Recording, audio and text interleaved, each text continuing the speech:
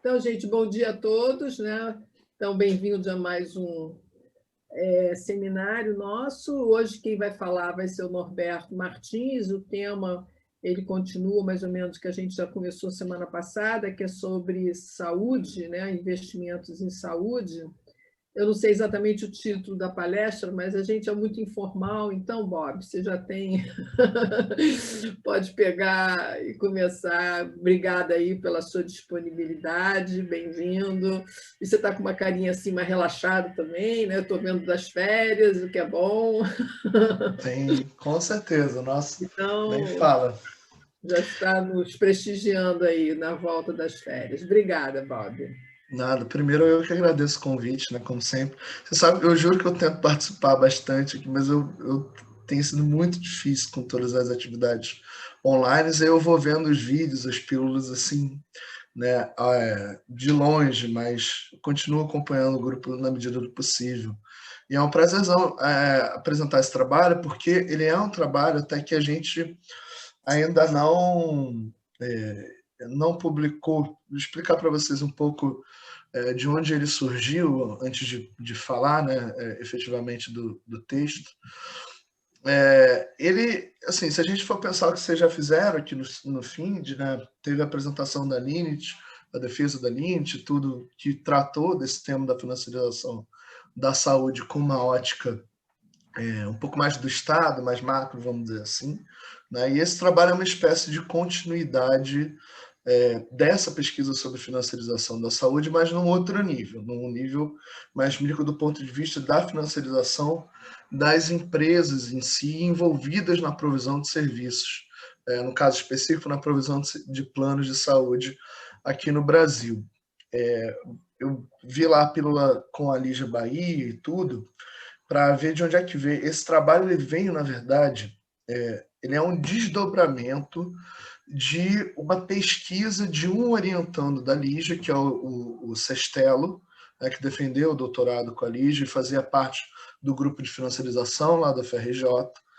E ao longo ele fez um super trabalho, assim, a tese dele é uma tese de, sei lá, 700 páginas, em que ele foi entrevistar as pessoas envolvidas nos planos de saúde e tudo mais, e tentou dar uma primeira interpretação em relação a como é que se dava o processo de financiarização dessas empresas, já olhando o balanço, mas também com uma preocupação muito grande em relação a como que essas empresas estavam conseguindo se articular justamente para criar políticas públicas, desenhos de políticas públicas que favorecesse a acumulação delas e, né, tudo isso embebido no processo de financiarização, como a própria Linit mostrou, né, na discussão dela, de como que o Estado brasileiro foi mudando as políticas ao longo do tempo e permitindo, vamos dizer assim, uma sanção de um processo de financiarização mais estruturado.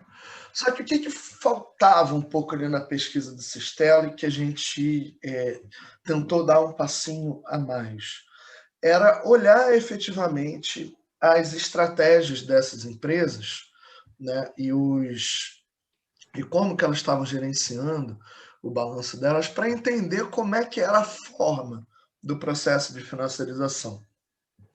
E esse trabalho ele foi feito em conjunto com o Carlos Oquer Reis, do IPEA, e com o Daniel Drac, que hoje em dia não é mais do IPEA, mas na época era pesquisador associado ao Carlos, e a gente tentou montar uma estratégia para empiricamente começar a avaliar esse processo de financiarização das operadoras do plano de saúde. Esse trabalho ele é um dos subprodutos dessa pesquisa, que ainda é uma pesquisa em andamento. A gente basicamente tocou essa pesquisa desde o final de 2019, muito ao longo do ano passado.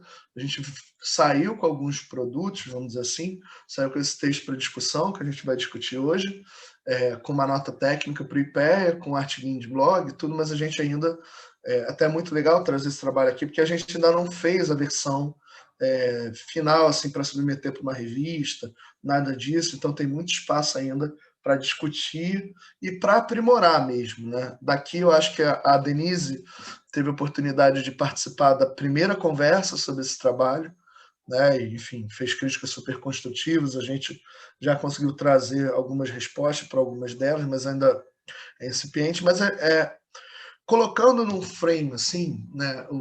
Qual que é a preocupação aqui? Vocês sabem que eu não sou especialista em política de saúde, não é a minha área, essa é a área do Carlos Oquer Reis, que é um cara que já milita nesse campo há muito tempo, então trabalha com vários aspectos. Mais uma vez, para citar ali, no próprios slides dela, ela cita, né, o Carlos Oquer. O Carlos trabalha com gasto tributário, com a questão de teto de gastos, questão da organização das empresas de saúde, já foi de vários... Enfim, ele é a pessoa referência disso. E quando ele juntou comigo, né, e com o Daniel, era a gente... Bom, eu não tenho experiência, não conheço muita coisa da área de saúde, mas já li bastante coisa sobre financiarização, né? Então, como é que a gente faz esse link? O que a gente vai estudar e propor trabalhar? O título, né, ficou Financiarização dos planos de saúde, no caso das operadoras líderes no Brasil. Eu vou explicar o que é operadora líder rapidinho, só porque é um conceito importante para a gente aqui no trabalho. E eu vou passar muito rapidamente pela parte de contextualização, de financiarização dos planos de saúde. Acho que aqui a gente não precisa, né, se preocupar tanto com debater, embora seja sempre importante, né, mas debater tanto o conceito de financiarização de uma forma mais ampla, debater especificamente, já diretamente. Vou falar um pouco dos objetivos do trabalho e da estratégia que a gente empregou, a questão das operadoras líderes, a gente vai falar um pouco do desempenho econômico-financeiro das operadoras, que é o subproduto da nota técnica do IPEA, e vai falar um pouco de como a gente trabalhou os indicadores de financiarização. Por fim, além de uma síntese, pensar um pouco numa agenda de pesquisa nessa área, dados os próprios limites que a gente estabeleceu para a nossa pesquisa. Tá? Então, eu vou seguindo aqui, e aí qualquer coisa, gente, por favor, sintam-se à vontade para me interromper ao longo da apresentação, e tudo mais. Não precisa ser aquela coisa formal de eu apresentar e... Desculpa, é só no final fazer perguntas e respostas.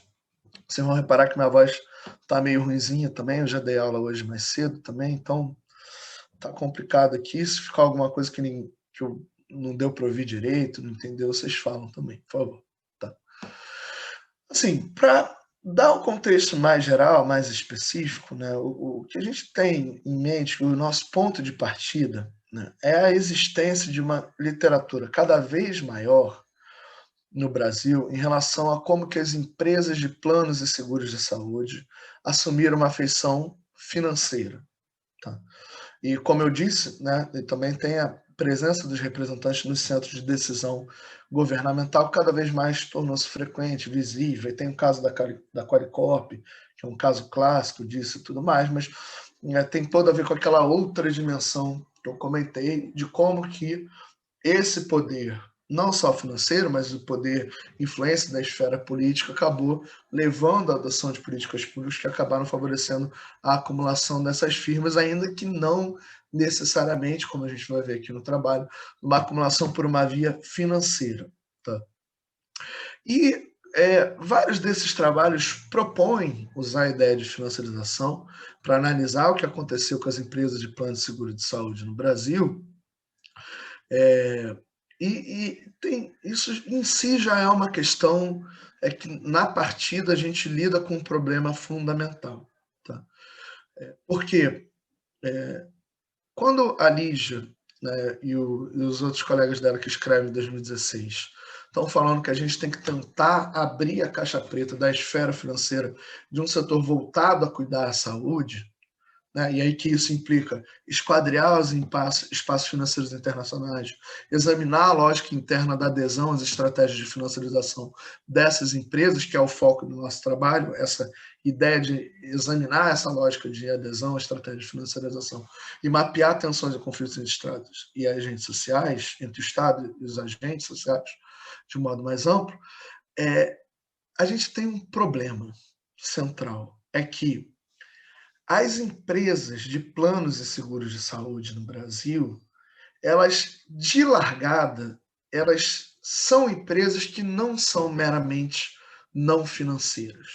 Tá? Então, a gente encontra, num primeiro espaço, uma caracterização dessas empresas que coloca elas num espaço central de acumulação no setor de saúde, mas que, historicamente, já respondem a características efetivamente financeiras, especialmente no caso das seguradoras. Então, a gente não faz tanto essa discussão no trabalho, mas isso foi um ponto que a gente discutiu muito e, por uma primeira aproximação, a gente optou por deixar de lado. Primeira questão, mais básica, se a gente fala de empresa operadora de plano de saúde, essas operadoras são firmas não financeiras?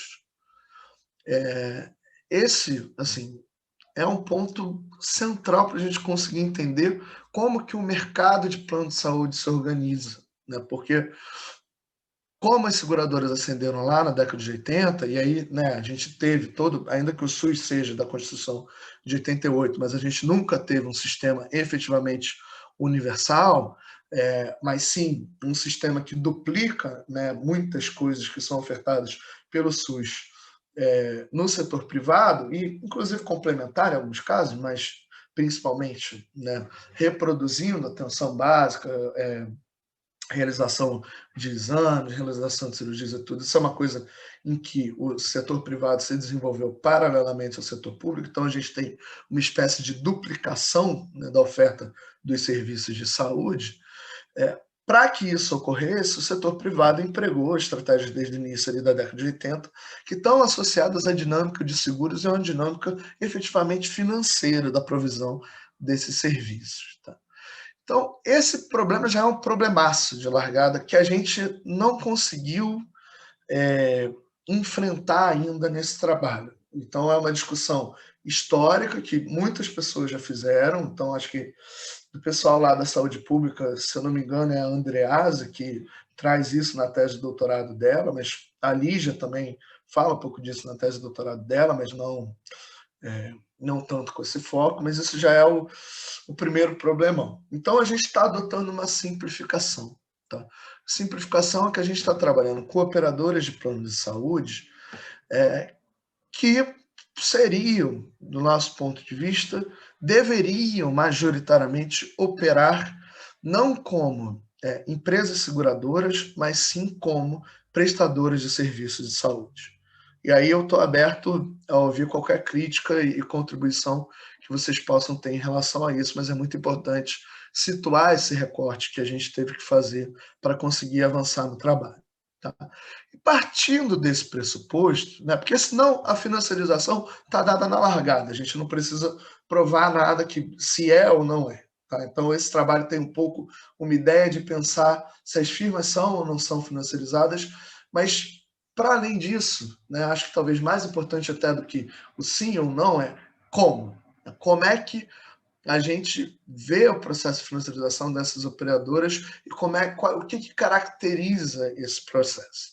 É por isso que esse trabalho do Sestelo é uma referência, sem dúvida, que a gente toma como partida. Né? Segundo o Sestelo, essa financiarização ela seria caracterizada por uma série de questões diferentes, por uma série de desenvolvimentos diferentes que vão caracterizar como que essas firmas se posicionam e como que a estratégia de acumulação delas é desenvolvida. Então, isso envolve movimentos de entrada e saída de fundos de investimento em nível global, das participações societárias das empresas, das operadoras dos planos de saúde.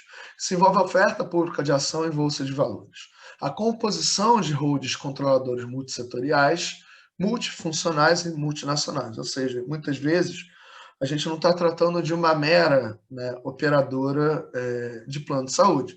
Por exemplo, a Bradesco Saúde, que é uma da nossa amostra, é um grupo, é um braço de um grupo financeiro multissetorial, multifuncional e, em menor medida, mas em alguma medida também multinacional. Tá? Quarto ponto, que seria a hipertrofia dos departamentos financeiros dessas empresas não financeiras. E aí, o Seychelles não discute tanto isso, mas é interessante ver que ele também adota um pouco essa simplificação que a gente adotou no trabalho. E aí vem outras questões, como montagem de cadeias de valor multissetoriais, a produção de resultados financeiros importantes a partir de bases operacionais não financeiras estáveis, a crescente influência política na formulação de agendas setoriais e marcos legais ad hoc, toda a influência que essas operadoras têm na própria ANS, né? E a crescente influência ideológica dos think tanks corporativos, que são financiados por recursos dessas empresas e para além, né, de uma outra discussão que o Sestelo não coloca aqui diretamente, mas das próprias doações de campanha dessas empresas. E a gente está vendo isso agora na CPI da Covid-19. Não é à toa que o Ministério da Saúde está no meio disso tudo, desse imbróglio todo. Isso tem a ver com todas essas questões aqui, ainda que não exatamente com o nosso objeto de análise, mas tem a ver com essas questões mais amplas que essa discussão traz para a gente. Tá? Então, dentro desse contexto, qual que foi a nossa proposta? A nossa proposta foi, bom, a gente tem essas características aqui, essas 8 características. A gente vai tentar avaliar algumas delas. Tá? Basicamente, a gente vai focar, né, nessas dimensões aqui que eu selecionei. Na oferta pública de ação, na hipertrofia dos departamentos financeiros e na produção de resultados financeiros importantes de bases operacionais. Qual que foi o meu ponto de partida, né, que é diferente do ponto de partida do Carlos e do Daniel?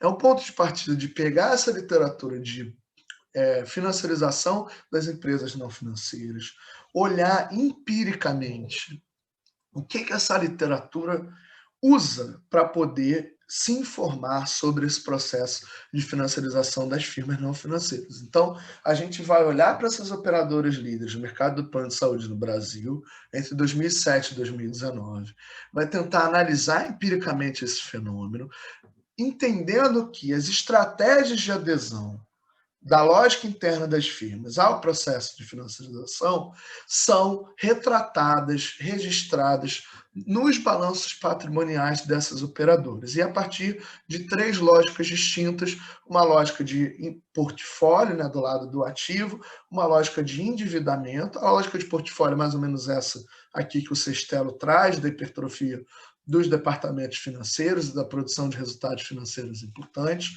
Tem uma lógica do endividamento, que é uma lógica que o Sestelo não traz tanto, mas que tem a ver, né, mas se a gente quiser ir para o Lapavitz, a ideia de expropriação financeira, não da pessoa física, mas da pessoa jurídica, né, a sujeição dessas firmas aos seus credores, efetivamente, a partir de uma maior alavancagem e de tudo mais. E o terceiro olhar, que seria da maximização do valor para os acionistas ou da preconização dos acionistas nas decisões das firmas, que tem tudo a ver com essas ofertas públicas de ação, com como as empresas se organizam e com a governança corporativa que elas adotam. Tá? Então, já adiantando, né, uma coisa, a gente conseguiu avançar empiricamente muito no 1 e 2 e menos no 3. Porque é mais complexo, é menos quantitativo, é mais qualitativo e depende de uma série de informações que a gente não encontra tão fácil assim. Tá?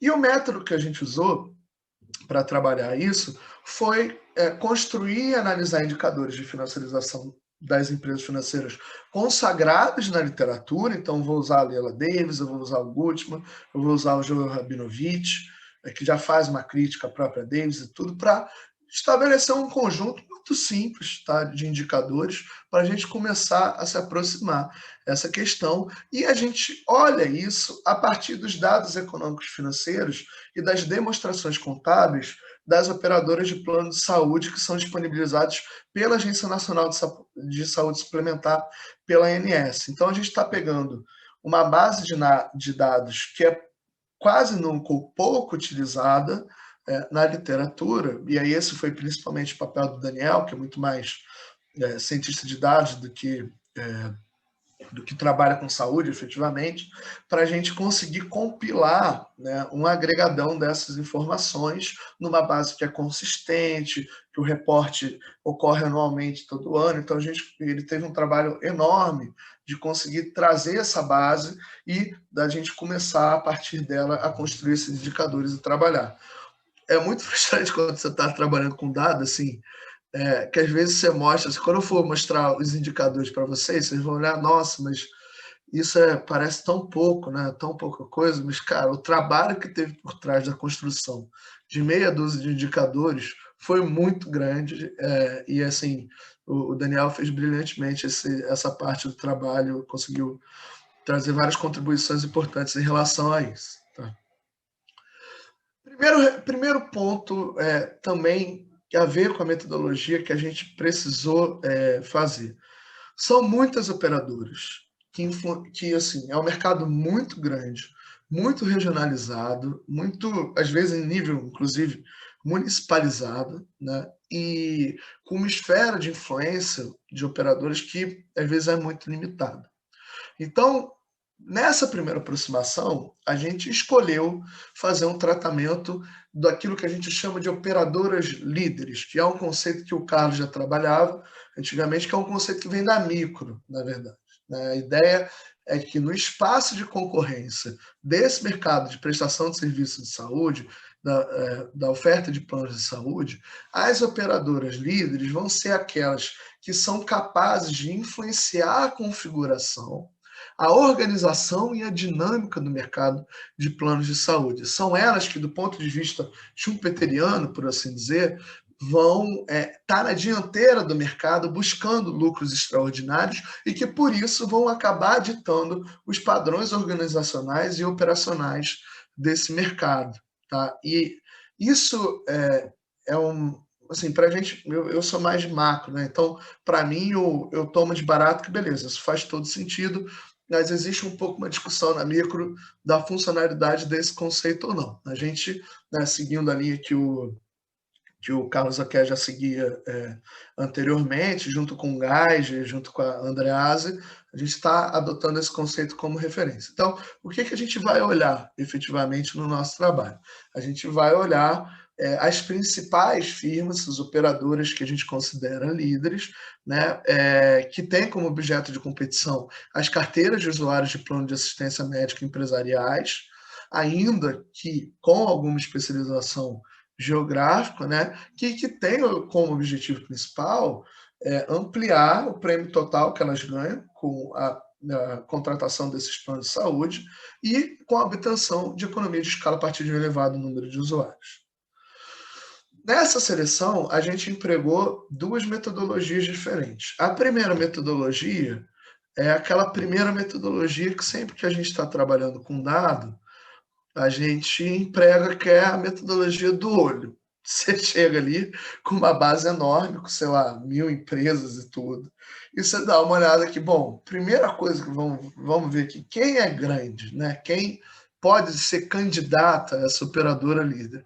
E parece que isso é meio zoado, e de certa forma, cientificamente falando, mas isso às vezes, quando você está fazendo um trabalho econométrico, quando você está trabalhando com dado, às vezes esse primeiro olhar já te dá muitas informações que são importantes, né? Então, você olha o tamanho da Mil, você olha o tamanho da Bradesco Saúde, você olha o tamanho da Sul América, da Notre Dame Intermédica, isso já chama atenção pelo peso que elas têm no próprio setor, né? E também, de certa forma, no peso do número de usuários que essas empresas vão ter. Tá? Então, a gente primeiro fez uma seleção mais ou menos no olho ali, e depois a gente usou uma análise de cluster para poder referendar essa seleção que a gente fez e, assim, aquela coisa que você faz, cruza o dedo para dar tudo certo e, exceto a Qualicorp, todas elas entrariam de fato na amostra pelos critérios que a gente usou. A gente usou o número de usuários, a gente usou o market share, em termos de usuários, ativo e patrimônio líquido dessas empresas. E a Qualicorp é um pouquinho diferente, porque a Qualicorp ela é uma operadora de plano de saúde, mas ela não presta serviço de saúde, ela entra numa categoria de modalidade organizacional como administradora de benefícios. Então, ela basicamente comercializa plano de saúde, mas ela não tem nada a ver com a oferta de serviços de saúde. E aí ela saiu um pouco da amostra, mas a gente ela saiu um pouco da amostra na análise de cluster, mas a gente decidiu deixar ela na amostra final, porque ela é muito relevante do ponto de vista político, de influência nessa esfera, e a gente queria entender, né, também essa ascensão da Qualicorp, que foi uma coisa meteórica, se a gente conseguiria tratá-la conjuntamente. Acho que depois, num segundo momento, quando a gente for possivelmente enviar esse trabalho para alguma revista, alguma coisa, a Qualicorp vai ter que sair dessa amostra que a gente selecionou, mas por hora ela está dentro. Tá? Então, seguindo o critério da análise de cluster, a partir de tamanho de influência e mercado, a partir do market share das empresas, a gente ficou com a Amil, Hapvida, Unimed, tanto a Central Nacional quanto a Unimed Belo Horizonte, o grupo Notre Dame Intermédica, a Bradesco Saúde e a Sul América. Né? Coisa interessante de ver que a Hapvida e a Notre Dame Intermédica também já conversam hoje para fazer uma consolidação. Depois a gente vai voltar nesse ponto mais para frente. Norberto, uma dúvida. Oi. Se você pudesse falar um pouquinho, porque tem aqui a Amil, modalidade organizacional, medicina de grupo. Ah, tá bom, beleza. Bradesco Saúde é seguradora de saúde. Qual é a diferença disso? Tá, beleza. Historicamente, o que aconteceu é que as empresas reguladas pela ANS, cada uma teve uma espécie de desenvolvimento específico. Tá? A gente fala rapidinho disso lá no texto, mas tem outros lugares que também... Acho que a tese da Andreasa é boa nisso, a referência está lá no texto também, para falar um pouco como que, historicamente, cada tipo de modalidade organizacional surgiu. Né? Seguradora de saúde, para começar pelo mais simples, é o que a gente já conhece. Seguradora é seguradora mesmo. Né? Trabalha que nem seguro de carro, a mesma coisa. A ideia é que você paga um seguro e, se você precisar usar, você tem direito a todos os serviços envolvidos naquele contrato que você fez efetivamente. Né? A entrada das seguradoras no Brasil data basicamente da década de 80, e tem uma história lá de trás, como que a organização... A gente contou um pouco disso, né, no trabalho dela, como que a organização da provisão de saúde no Brasil foi evoluindo ao longo do tempo, e a importação, vamos dizer assim, de um modelo mais de seguradora de saúde, veio a Golden Cross primeiro, depois entram as outras, vem muito dessa ideia de se ter um mercado de seguros privado efetivamente, que nem lá fora a gente já tinha. Tá? O caso da cooperativa médica é um pouco diferente. A cooperativa médica era uma espécie assim, de realmente um conjunto de médicos que vinham ofertar esses serviços de saúde como uma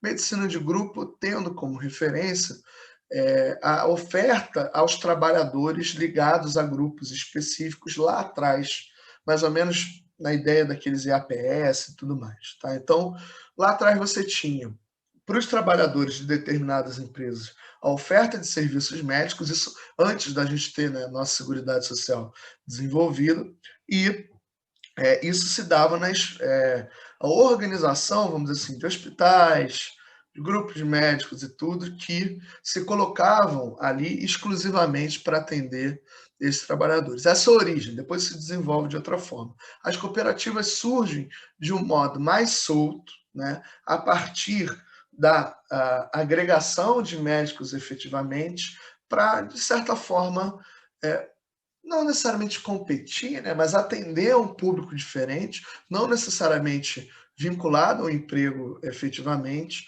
que tivesse disposto a comprar serviços privados de assistência e saúde e tudo mais. Então, tem um pouco essa dinâmica que cada coisa vai surgindo em determinado período, mas assim, as Unimedes são antigaças também. Tá? Então, a ideia é mesmo assim, cada coisa foi surgindo de um jeito diferente, e as administradoras de benefícios são uma coisa mais recente, ali da década de 2000, que foi justamente assim, a partir de práticas que já eram adotadas no mercado de comercialização de plano de saúde. A gente tem todo o absurdo que é a nossa legislação de plano de saúde individual, plano de saúde coletivo, que essas empresas se especializaram em ofertar esses planos de saúde e comercializá-los com as pessoas que eventualmente não tivessem cobertos por um emprego. Então, sei lá, eu trabalhei na Ambima um tempo. Na Ambima, a gente tinha acesso a determinado plano de saúde e tal. Como plano de saúde individual, hoje em dia quase não existe mais. Por que quase não existe mais? Porque, primeiro, é muito caro, e segundo, porque essas empresas comercializadoras dos benefícios, elas acabaram criando um nicho de mercado em que você, de alguma forma, vai se associar ou alguma entidade de classe ou alguma empresa fictícia, alguma coisa para isso, para acessar os planos coletivos. E qual que é o interesse desse? Porque a ANS não regulamenta os reajustes de planos coletivos e por aí vai. Tá? Então, assim, muito sinteticamente, eu já gastei muito tempo, mas é mais ou menos isso. Depois a gente trabalha com mais detalhe cada um desses tipos de forma organizacional. Paulo, pode falar. Eu queria entender melhor essa tabela. Então, tenho várias pequenas perguntas aqui. Eu vou fazer uma de cada vez. O Qualicorp não tem dupla contagem com o resto? Como é que fica o Qualicorp? Eu estou preocupado com a questão da dupla contagem. Não tem, porque a gente não conta o número de usuários do Qualicorp. Não, usuários, ativo, nada? Não, a gente excluiu isso de fato. Tá, outra questão é a seguinte. Tem a Unimed nacional e tem a de BH. Então, eu fiquei na dúvida, por que não entrou a do Rio e a de São Paulo? E o que é exatamente a Unimed nacional, que aparentemente não inclui a de BH? Podia explicar isso? Sim. A do Rio e a de São Paulo não entraram por uma questão de tamanho mesmo e de peso. Tá? Então, o que acontece é que essas organizações foram se formando regionalmente. Tá? E, em determinado momento, fez sentido você organizar uma espécie de central nacional que iria também comercializar esses planos de saúde em nível da federação, efetivamente. Então, nesse caso, também não tem dupla contagem. Tá? Quem adere a um plano da Central Nacional Unimed adere a um tipo de plano. Quem adere a Unimed BH adere a outro tipo de plano, Unimed Rio, é a mesma coisa. Então, elas são diferenciadas por esse escopo geográfico. E aí, nisso, esse número de usuários também varia. Tá? Não as outras são relevantes. Se a gente continuasse essa lista aqui, sei lá, pegasse as 20 maiores, a gente teria mais uma ou duas Unimeds aí, possivelmente a Rio, com certeza, mas a Rio tinha um problema que, por causa da reestruturação patrimonial, ela teve patrimônio líquido negativo em vários períodos, então ela dava uma bagunçada ali na amostra, embora tivesse um número de usuários muito grande. E a São Paulo, eu acho que eu não me lembro, mas ela não era tão relevante quanto essas outras. Uma última pergunta. Aí tem 9 operadoras. Por que você cortou em 9? Por causa da diferenciação do tamanho para o cluster inferior. Tá? Quando a gente pega esse cluster, primeiro cluster superior, a gente poderia ter... A gente inicialmente estava trabalhando com 10, né? Mas aí depois refinou isso para justamente ter uma correspondência nessa análise de cluster de V. Que eu não sei se vocês vão lembrar lá da apresentação da Bianca, né, quando ela estava falando de hierarquia de moeda, mas o cluster ele vai pegar, a partir de um dado conjunto de dados, as firmas que mais se parecem, né, entre si, e vai diferenciar elas do restante da amostra. Então, a gente pega realmente esse primeiro cluster, são firmas maiores, que vão ter, sei lá, mais de 1,5 milhão de usuários, na média, né, que vão ter um peso em termos do ativo do setor que é mais relevante. Quando a gente desce desse primeiro cluster, aí esse número de usuários médio cai muito o tamanho do ativo cai muito. Então, realmente, essas empresas são diferenciadas em relação ao resto. Acabou sendo 9 porque foi que os dados trouxeram para a gente ser 9. Né? A gente podia ter feito um golzinho com a mão e botado uma 10ª, mas como a análise de cluster referendou a nossa seleção inicial, a gente optou por trabalhar assim, dessa forma. Legal. Vou dar Obrigado uma seguida aí pela explicação. Então, nada, que isso, Paulo. Bom, então eu vou seguir aqui, tá, gente? Depois a gente discute mais. Não tem... Isso é realmente isso, essa coisa de trabalhar com dado, como eu falei, é meio ingrato, porque realmente essa é uma tabela que, é uma tabela relativamente simples, né? Mas tem muita coisa por trás dela, de fato, como está dando para ver aqui na nossa discussão. Eu não sou nem a pessoa, por exemplo, mais qualificada para explicar essa modalidade organizacional. Gostaria de chamar o Carlos aqui, porque o Carlos sabe de cabeça a história de tudo que aconteceu em cada um desse grupo, como é que se organizou e blá, blá, blá. Eu sei mais ou menos, mas, enfim, é por aí. E o primeiro grande, assim, tem o primeiro problema, né? Se essas firmas são financeiras ou não financeiras. Tem o segundo problema. Dá para juntar seguradora, cooperativa e medicina de grupo no mesmo balaio? Né? Acho que foi uma segunda questão que a gente lidou, mas que a gente teve uma resposta que, assim, parece que dá. Parece que ao longo do tempo, já antecipando, dando spoiler de uma das conclusões, as estratégias de gestão dessas empresas acabaram se uniformizando, privilegiando um certo modelo operacional que está, de certa forma, desvinculado à modalidade organizacional original de cada uma dessas empresas. A diferenciação, claro, é que no caso das seguradoras, a maior parte delas não tem rede própria de atendimento, como tem a Amil, a Hapvida, que está presente principalmente no Nordeste, e por aí vai. Tá? Vamos seguir. A partir dessa seleção, só para dar um pouco de panorama, né, é como se estivesse fazendo um trabalho econométrico, é bom a gente dar uma olhada geral de como que as coisas evoluíram ao longo do tempo, em termos do desempenho econômico-financeiro dessas firmas, e isso, por si só, já trouxe alguns resultados importantes. Né? Primeira coisa para a gente ter em mente é que, como a gente colocou aqui, né, o objeto de competição dessas empresas está nas carteiras de usuários dos planos de assistência médica empresariais. Lembra que eu falei? Não de pessoa física, mas empresariais. E é interessante ver que o objeto de competição é isso aqui.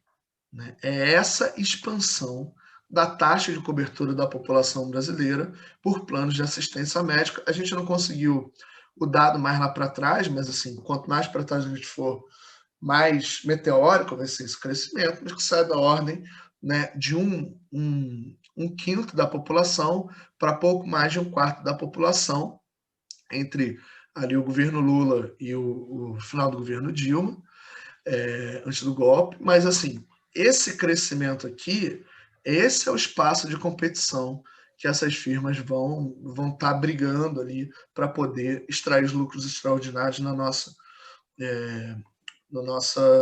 interpretação. E esse aqui, obviamente, é um momento também de crescimento populacional. Tá? Então, o percentual cresce e o número de usuários também cresce substancialmente nesse período. Desde a crise de 2015 e 2016, a gente tem uma retração nesse número, muito associada ao aumento do desemprego e à retração da renda dos trabalhadores, que também deixaram, né, de ter acesso efetivamente a esses planos de saúde.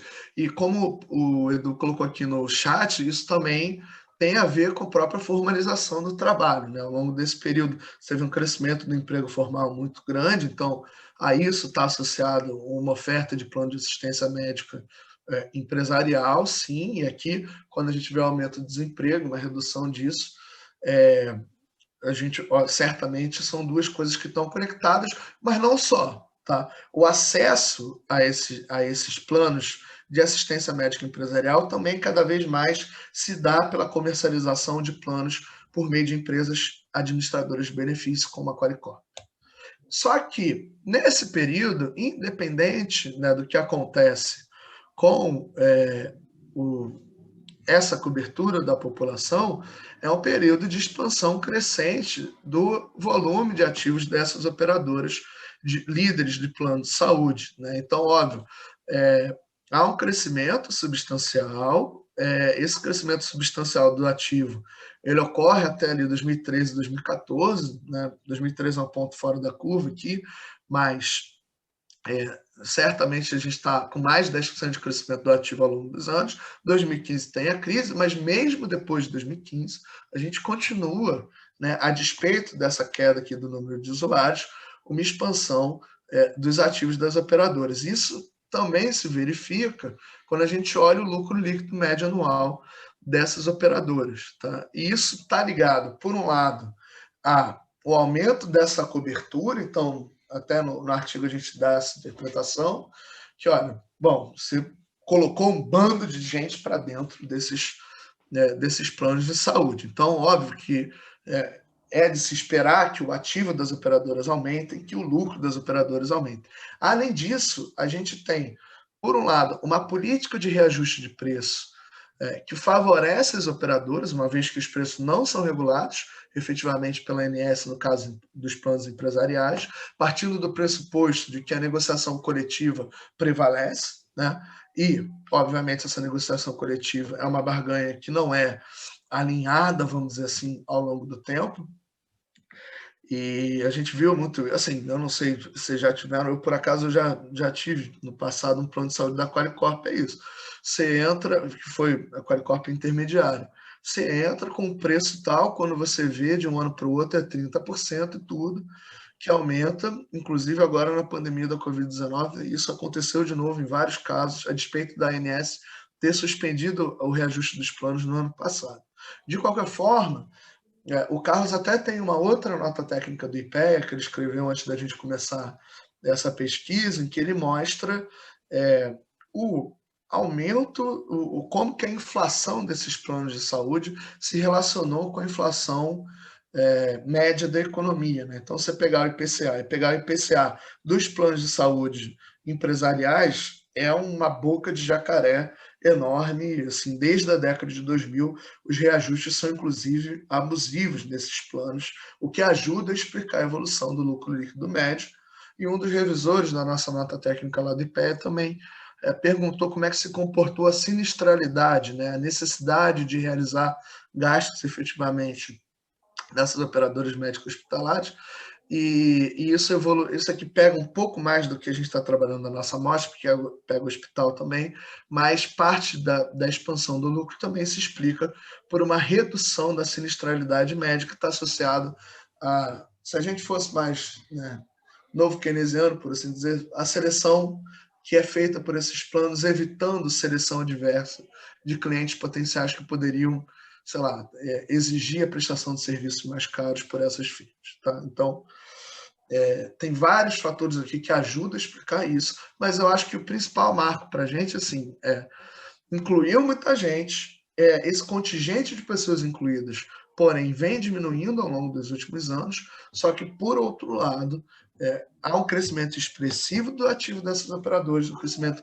expressivo do lucro líquido médio anual dessas operadoras líderes, e, além disso, quando a gente compara o retorno, né, sobre o patrimônio líquido, ou seja, a lucratividade, a rentabilidade dessas operadoras, com uma média da economia brasileira, o que a gente vê que ao longo de todo o período, essas operadoras ganharam muito mais dinheiro do que a média das empresas não financeiras do Brasil. Aí tem duas bases de dados diferentes que a gente compara, a gente tem que refinar para a nota técnica do IPEA também. Então, a primeira base, a base do Eduardo Costa Pinto, do Dudu, lá da faculdade, que pega as 500 maiores empresas, tá? Então, aí enquanto estava lucrando 8, 10, 11, 8, as operadoras líderes estavam lucrando o dobro, em média, né, no Brasil. Inclusive, quando a gente tem a crise, né, de 2015, 16, que a lucratividade média é negativa no caso das operadoras, as empresas, no caso das empresas financeiras, desculpa, as operadoras líderes estavam indo muito bem, obrigado. Então, obviamente, isso ajuda a entender uma diferenciação muito grande, né, que existe das próprias fronteiras de exploração dos lucros desse setor. Eu não estou conseguindo ver o chat. Não sei por quê. Mas alguém botou alguma coisa aqui, né? O Paulo pediu para fazer uma pergunta, né, Paulo? Posso falar? Claro. Não, é o seguinte, um comentário, né? Uma coisa que me impressionou é essa cobertura da população, que, mesmo com uma conjuntura adversa, ela cai muito pouco. Parece que é uma curva de uma elasticidade muito pequena. Eu fiquei impressionado com isso, né? Parece que Não, ela cai pouco não mesmo. baixa abaixo de 24 de jeito nenhum, a impressão que dá, né? Eu não sei, eu não vi os dados de 2020, mas é possível que 2020 tenha uma redução significativa, né? Mas, assim, um ponto percentual aqui é gente pra cacete. Então, de fato, ela não baixa, acho que tem até uma própria preocupação, né? Tem uma outra dinâmica, Denise já discutiu isso bastante também, que, às vezes, existe uma classe média ali que, inclusive, se endivida para pagar plano de saúde, assim como se endivida para pagar educação privada e tal, haja vista, né, as insuficiências do SUS no atendimento convencional às pessoas, né? Como mais uma vez a gente mostrou um pouco dessa, né, a despeito do subfinanciamento, a despeito de tudo, ainda existe uma demanda muito grande pelo SUS, mas existe uma percepção, acho que de parte da população, que o SUS não dá conta. Então, o cara vai se endividar para pagar o plano de saúde mesmo. Acho que até isso é uma coisa para entender um pouco como é que essa dinâmica de endividamento das famílias evolui ao longo do tempo. Sem dúvida, acho que é um fator relevante, né? Teria que pesquisar mais, teria que ir mais a fundo, mas... Não, esse é um tema interessante para aprofundar depois. Mas a minha pergunta, na verdade, era sobre a sinistralidade. Você falou que as operadoras estão evitando a seleção adversa. Podia explicar melhor isso? Porque eu imagino que seja uma coisa de doença pré-existente, mas é uma coisa que já caiu há algum tempo. O que é exatamente isso? Mais ou menos isso mesmo. Acho que os tipos de plano que são ofertados hoje, há toda uma discussão em relação a isso, né? O que o Carlos colocava é que, assim, ao longo do tempo, você teve diversos momentos de estratégia diferenciada. No primeiro momento, a estratégia era bota para dentro. Eu quero pessoas pagando plano de saúde e eu quero cobertura, né? Então, só que então vai ter uma expansão muito grande da cobertura, mas sem uma decisão muito criteriosa em relação a quem, como, quando, que tipo de cobertura e tudo mais. E essa expansão da cobertura acaba vindo com o aumento da própria sinistralidade, que sai de 80% para 86%. Né? E isso é gasto para as empresas, isso é despesa para as empresas. Então, obviamente, não é do interesse dessas operadoras esse aumento da sinistralidade visto. O que acontece depois, eu acho que num segundo momento, existe uma estratégia um pouco mais refinada de atração de determinados clientes, e isso se dá, segundo o Carlos, basicamente via preço. Né? Então, você só cobre procedimentos. Primeiro, tem todas aquelas brigas judiciais em relação a procedimentos mais complexos, né? Tem toda a discussão de prestação desses serviços de saúde são mais complexos, operações, medicamentos, usando tudo pelo próprio SUS, né, que dá origem àquele passivo dessas operadoras junto com o sistema público. Mas, para além disso, a competição via preço acaba colocando, vamos dizer assim, você tem um plano com uma cobertura maior, ele acaba sendo muito mais caro. E isso acaba afastando, né, o cara que estaria mais propenso a gastar mais determinados planos. A briga hoje dessas operadoras é para você poder oferecer planos, entre aspas, populares, cuja cobertura é ridícula em termos de serviços ofertados e das possibilidades que as pessoas vão ter de efetivamente ter uma cobertura médica adequada, né? Então, hoje esse o espaço de discussão que o pessoal da saúde coletiva aponta. Então, eu não sei, talvez, explicar com tanto detalhe como que essa estratégia era implementada na prática, previamente, porque ela era uma estratégia um pouco mais... ela não era uma coisa explícita de negar o cliente, né? Como a gente fala, por exemplo, seleção adversa no mercado de crédito, em que você raciona crédito. Você não racionava plano de saúde, né? Mas você tendia, via preço, a afastar determinados clientes que você não desejava ter na sua base. E isso certamente contribuiu do ponto de vista de uma evolução mais favorável da sinistralidade para as empresas. Então, acho que é mais ou menos isso. Não sei se deu para esclarecer, Paulo. Foi? Beleza. Ok. Obrigado. Bom, voltando aqui para a lucratividade, então a gente tem meio isso como referência. E só esse resultado, a nossa nota técnica do IPE é só até aqui. Tá? A gente nem fala de financiarização. Por quê? Porque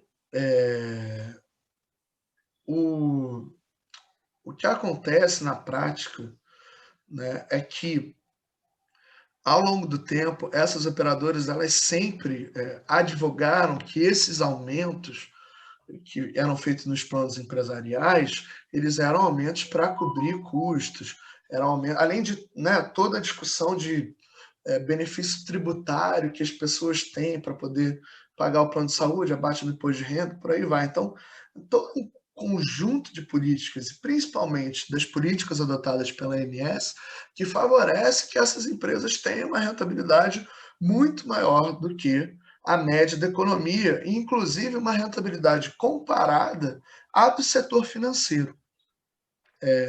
Se a gente pegar os dados do Dudu e tudo, que são esses dados aqui das 500 maiores empresas, em geral, ele trabalha as 500 maiores empresas em relação ao que aconteceu no setor financeiro, para mostrar que, olha, faça chuva, faça sol, o setor financeiro está sempre ganhando, está sempre com uma rentabilidade alta. O que a gente mostra aqui no trabalho é que, bom, não é só o setor financeiro, não. Essas operadoras líderes de plano de saúde tem uma baita de uma rentabilidade também, e óbvio, era de se esperar que a gente chegasse nesse resultado, dado as políticas que foram adotadas, mas, assim, né, é uma coisa que certamente chama atenção que ninguém tenha atentado para esse fato antes. Isso é uma das contribuições assim, da pesquisa que, inclusive, justificou a nota técnica que a gente vai publicar, se não for censurada, no IPEA.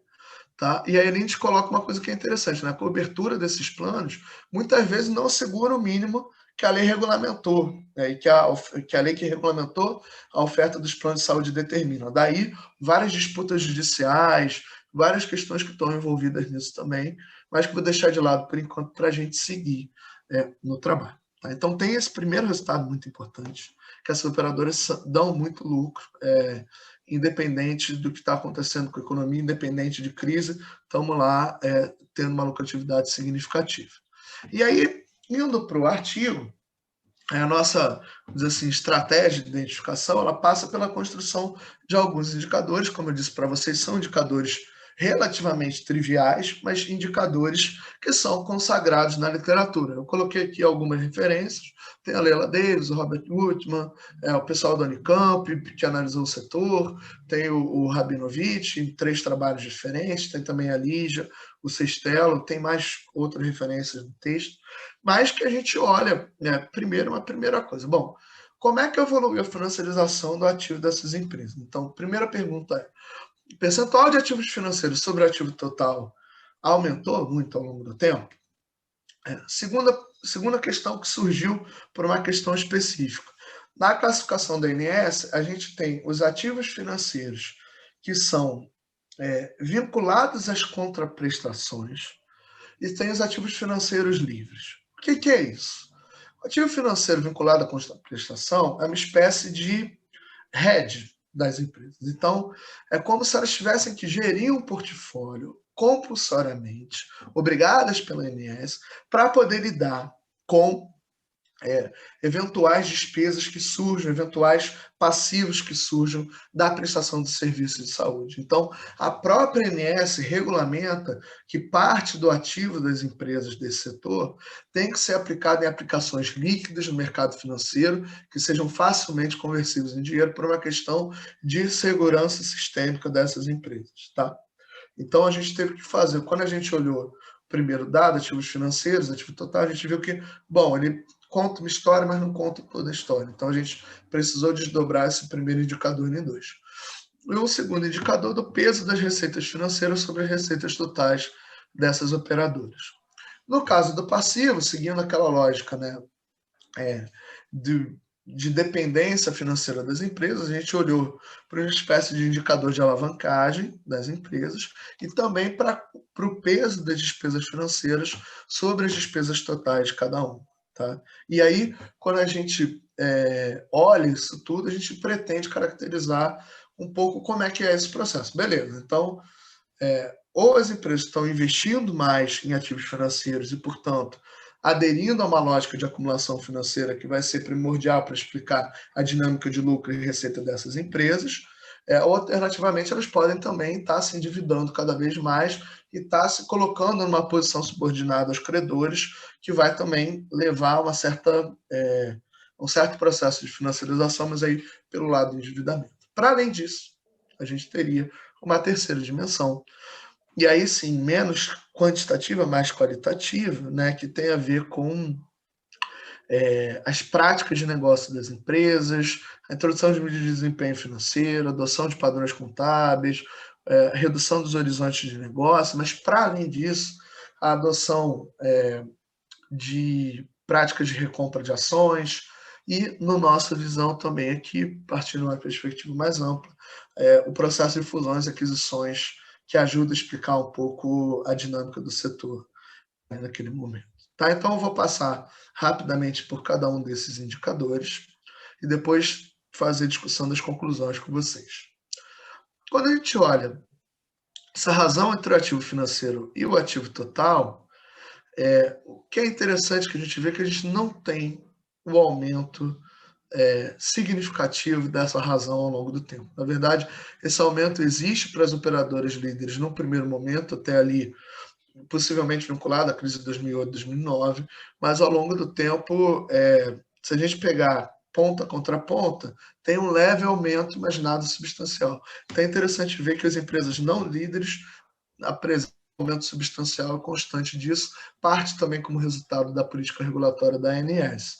Existe uma heterogeneidade? Sim. As empresas seguradoras têm, em geral, na média, um peso maior desses ativos financeiros no total. Mas, assim, é patente que assim, a Hapvida tem um aumento, a Sul América tem um aumento, mas a gente não tem um comportamento muito claro, né, dessa amostra em relação a isso. Quando a gente pega os ativos livres, então, o caso das empresas líderes é ao contrário, a gente não tem um aumento desses investimentos em ativos líderes por essas empresas, elas tendem a manter mais ou menos ali um volume da ordem de 15% a 20% ali da carteira desses ativos livres, mas sem uma estratégia muito clara. Tem heterogeneidade? Tem heterogeneidade. A Hapvida e a Sul América se destacam por uma expansão, mas ali na mediana ou na média, tanto faz o indicador que a gente usa, a gente não consegue ver um comportamento uniforme dessas operadoras líderes em relação a isso. E isso se traduz ao fato de que o peso das receitas financeiras no receita total das operadoras líderes não é muito grande, em nenhuma delas. Tá? Mesmo em quem é mais, ou já foi mais, foi ali no máximo da ordem de 15%, e hoje está muito abaixo. Então, em todas elas, acho que esse resultado para a gente é que talvez foi o mais surpreendente, diferente do que a gente esperava achar, é que essa dinâmica de acumulação financeira não parece ser o carro-chefe da gestão dessas empresas. Essas empresas estão ganhando dinheiro mesmo com oferta de plano de saúde. Então, não é com aplicação no mercado financeiro. A gente olha para o lado passivo, também esperaria, né, o que caracterizou para vários autores das empresas não financeiras lá no resto do mundo, foi o aumento dessa dependência financeira a partir do crescimento da alavancagem dessas empresas. E a gente também não enxerga isso. Aqui eu botei o individualizado porque é mais uniforme aqui. Inclusive, o que a gente, obviamente, isso depende um pouco do ciclo, né, mas o que a gente vê é que houve uma diminuição da alavancagem na maior parte dos casos. A Sul América aqui tem uns saltos particulares em função de fechamento de capital que ela teve, tudo, isso aqui é uma mudança, mas, em geral, assim, o que aconteceu foi que as empresas não passaram a se alavancar mais, muito pelo contrário. E também as despesas financeiras, no caso dessas empresas que a gente analisou, não são muito grandes em relação ao total das despesas delas, exceto a Qualicorp, que tem um nível diferenciado, tá? Que já é um nível bem mais alto. Mas, na média, sim, é inferior a 10%, muitas vezes inferior a 5%. Tá? Então, também não parece que essas empresas ficaram mais dependentes dos credores e como uma estratégia, efetivamente. Né? E aí vocês vão entender onde é que eu quero chegar com tudo isso. Porque, né, se a gente olha isso, assim, faz uma análise mais superficial, a gente vai falar, então diminuiu a financiarização dessas operadoras do setor de saúde, que a gente vai tentar explicar que não é bem assim. Né? O que aconteceu ao longo do tempo? Eu coloquei só aqui alguns casos e tudo. Aconteceu ao longo do tempo que parece que essas operadoras passaram a adotar uma estratégia vinculada à abertura de capital no mercado brasileiro, no mercado de ações brasileiro em particular, e que esse processo de, inclusive, de diminuição da alavancagem está associado, subordinado a esse objetivo maior. Então, todas elas passaram por algum tipo de processo de concentração de capital ao longo do tempo, por meio de fusões, aquisições e tudo.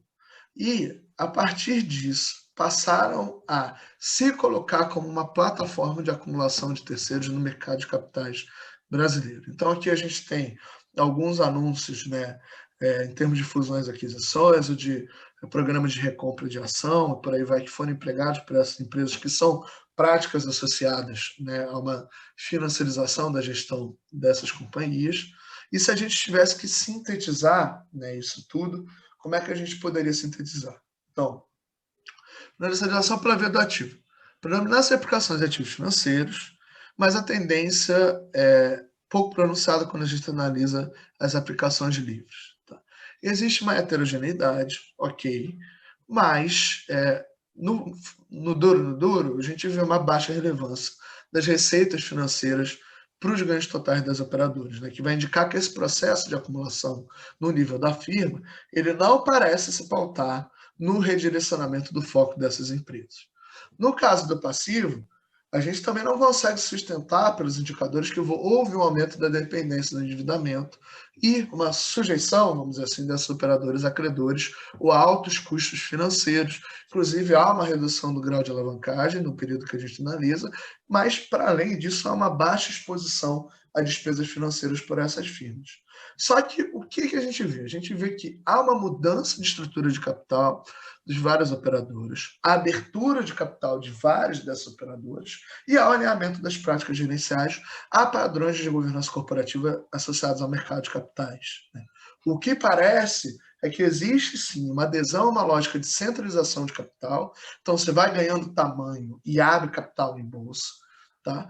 Adota práticas de governança corporativa aliadas ao mercado de capitais, adota práticas como a recompra de ações por essas empresas e serve-se a partir daí como uma plataforma de acumulação de terceiros.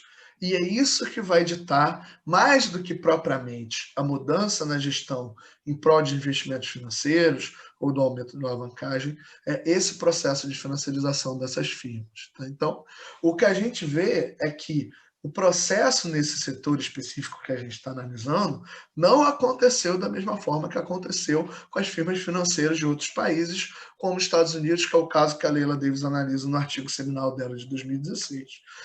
nesse processo, quando a gente olha para o Brasil, ele é recheado de complexidade, ele é recheado de elemento contraditório, e não dá para a gente aceitar taxativamente uma hipótese de que as operadoras estão mais financiarizadas a partir de uma análise empírica. Mas a gente também não tem como rejeitar essa hipótese, porque o processo de financiarização, diferentemente do que esses outros artigos falam para a experiência lá fora, ele não se dá meramente por uma questão empírica de balanço, né? Ele se dá por mudanças qualitativas que são mais complexas. E é isso que determina para a gente a agenda de pesquisa que a gente vai perseguir daqui em diante para tratar esse tema, né? Então, e mais do que isso, né? Mesmo que a gente aceitasse, beleza, a gente discutiu muito sobre isso, se a gente poderia usar um termo, alguma coisa na linha assim, a gente pode falar que elas vivem uma financiarização incipiente, alguma coisa assim, e no final a gente chegou à conclusão que esse não é o termo apropriado.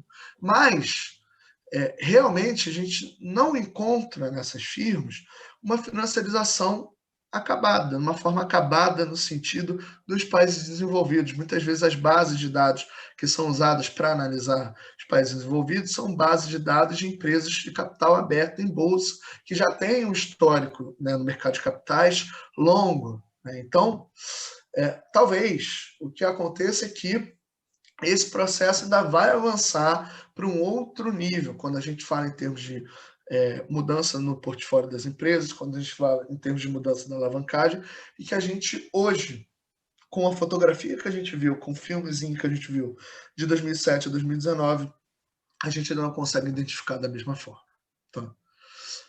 Então, para fechar aqui, para a gente abrir uma discussão mais ampla sobre o resultado do trabalho, eu quero muito ouvir vocês em relação às questões metodológicas, ao que dá para fazer para o futuro e tudo, que a gente chegou à conclusão que, primeiro, esse fenômeno é complexo.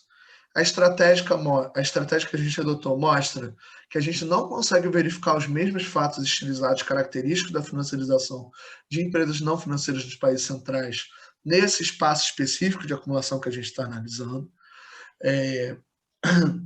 Parte desse movimento de engajamento das operadoras na aplicação de ativos financeiros, ele se explica por questões, inclusive, regulatórias, mas o principal ponto que a gente tira daí é que ainda os ganhos financeiros ainda são muito pouco relevantes para explicar a lucratividade das empresas. Mas a gente talvez esteja vivendo um momento em que todo o mercado, pelo menos o mercado na lógica das operadoras líderes, ele talvez passe por um processo de uniformização das estratégias operacionais que a gente vai ter que investigar mais a fundo, que envolve abertura de capital, adoção de práticas de governança corporativa alinhadas ao mercado de capitais e por aí vai. Tá? Da mesma forma, não tem, né, uma dependência crescente dessas firmas, mas isso, inclusive, faz sentido, porque se a minha lógica é abrir capital, eu tenho que ter um balanço bonitinho, né? Eu tenho que ter as contas organizadinhas, eu tenho que ter essas práticas alinhadas ao que os acionistas vão gostar de ver, né? Então, faz sentido, inclusive, que a gente não tenha um processo de crescente dependência de dívida das firmas para financiar suas atividades, uma vez que é preciso que eu tenha alinhado aos padrões de gestão corporativa os meus indicadores econômico-financeiros para poder estar numa foto bonita para os investidores terem interesse em investir na minha empresa, né? E a criação dessa plataforma de acumulação de terceiros que talvez seja a principal ideia. Isso, inclusive, esse termo foi uma sugestão de uma colega nossa, Ana Carolina Cordilho, que a gente, enfim, na versão que eu mandei para vocês, acho que a gente ainda não estava usando esse termo, mas aqui eu já estou usando, que realmente o que aconteceu foi que houve mudança na estrutura de capital, houve esse alinhamento, ou há uma lógica de concentração, há uma lógica de práticas de recompra de ações e por aí vai, e o que a gente vê que realmente, assim, daquelas hipóteses que o Sestelo levanta de caracterização da financiarização dos operadores de saúde, realmente o que parece ditar o ritmo essa questão das ofertas públicas de ações e bolsa de valores. E isso se alinha, por exemplo, ao trabalho que a Denise apresentou aqui, de que o mercado de ações agora, talvez mais do que o mercado de dívida pública, seja a nova plataforma desse processo de financiarização no país. A gente ainda não consegue ver uma hipertrofia dos departamentos financeiros dessas operadoras líderes, assim como a gente ainda não vê a produção de resultados financeiros importantes a partir de bases operacionais não financeiras.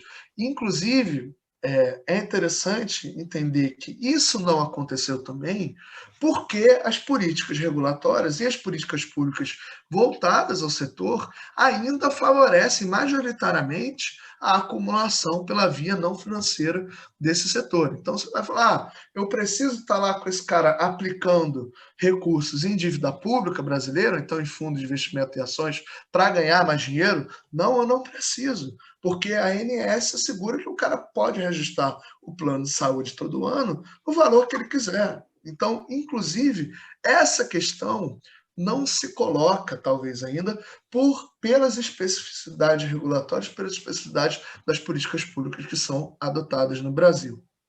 E aí, para fechar, efetivamente, né, frisar mais uma vez essa questão de que, mais do que qualquer coisa, as operadoras vêm servindo como ativo ou como uma plataforma para acumulação financeira de outros atores, o que abre para a gente várias avenidas de pesquisa, né? Primeiro, entender como é que esse processo de concentração de capital no mercado de plano de saúde ocorreu historicamente e vem ocorrendo agora.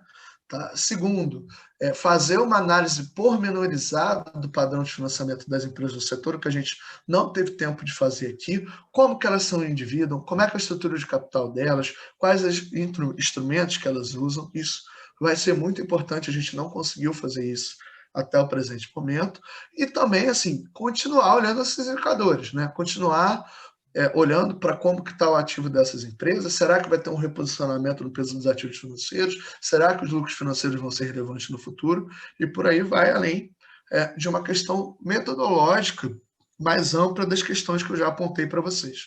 Primeiro, a gente vai analisar a financiarização aqui a partir dos mesmos indicadores que a gente usa lá fora para falar de empresas não financeiras. Segundo, essas empresas operadoras de plano de saúde são não financeiras? Se elas são financeiras, em parte, como é que a gente dá um tratamento apropriado para isso? Quais alternativas que a gente tem? O que a gente tem que olhar a partir da periferia para esses dados, né? Então, isso tudo são agendas de pesquisa que a gente tem. E para não dizer que não é relevante, isso é uma matéria que saiu hoje no Valor, né, que onda de fusões e aquisições movimenta o setor de saúde. E não estamos falando só das operadoras de plano de saúde, mas a gente está falando também dos hospitais, de quem oferece serviços laboratoriais, como a DASA, a Fleury e tudo. Mas a gente tem aqui a Notre Dame Intermédica, a gente tem a Rap Vida, a gente tem a Sul América, a gente tem a Qualicorp. A Qualicorp, inclusive, né, fazendo uma aquisição de uma empresa de marketing digital, o que ajuda a entender aquela multissetorialidade, multifuncionalidade que o Sestelo comenta. Então, isso, mais do que qualquer coisa, é uma agenda de pesquisa para a gente perseguir no futuro e entender como é que essas coisas vão se comportar. Eu sei que eu demorei um pouquinho mais do que normalmente, mas é isso, e aí fica aí para dúvidas, comentários, críticas, sugestões que vocês tenham. Muito obrigado aí. Bob, muito obrigada. Foi excelente a apresentação, realmente. Obrigada aí por estar estreando a pesquisa com a gente, mas já